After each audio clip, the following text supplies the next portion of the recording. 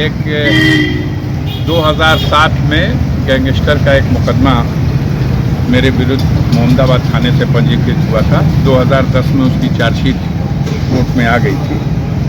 लेकिन ये जो गैंगस्टर का मुकदमा है, ये 2005 में जो कृष्णानंद राय जी की हत्या का मामला था, उस मामले में मेरे विरुद्ध 120 के आरोप में जो केस फाइल हुआ था, उसको आधार बना करके किया गया। बाद में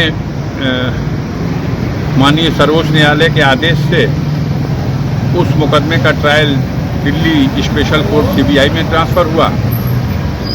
वहाँ से इस कोर्ट का ट्रायल संपन्न हो गया। 2013 में फाइल वहाँ गई, 2019 में डिसाइड हो गया, दोष मुक्त कर दिए गए।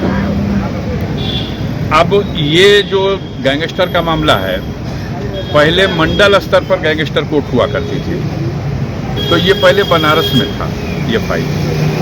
फिर जनपद स्तर पर गैंगस्टर कोर्ट बनाई गई, तो ये गाजीपुर आया।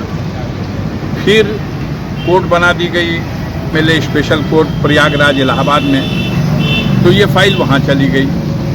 और फिर अब ये कोर्ट फिर से जनपदों में जो जिस जनपद का केस है वहाँ पर पत्रावलियाँ लौटा दी गई। तो अब वो केस यहाँ आ गया। 2013 का ही डिस्चार्ज सर्टिफिकेट, डिस्चार्ज प्रार्थना पत्र पेंडिंग था पत्रावली में, क्योंकि 2013 में ही माननीय सर्वोच्च न्यायालय के आदेश से मूल पत्रावली दिल्ली ट्रांसफ़र हो गई थी और वहाँ वो उसका परीक्षण हुआ। ये यहाँ पेंडिंग रह गई, इस पर चार्ज नहीं बन सका था। तो मेरे डिस्चार्ज एप्लीकेशन को पिछली तारीखों में यहाँ अस्वीकार किया गया। उस आदेश के विरुद्ध हमने हाई कोर्ट माननीय उच्च न्यायालय इलाहाबाद में रिवीजन फाइल किया। उसमें 14 अक्टूबर की तिथि तय है। सरकार के पक्ष से उसमें 2 सप्ताह का समय मांगा गया था, तो 14 अक्टूबर की उसमें तिथि लगी हुई थी।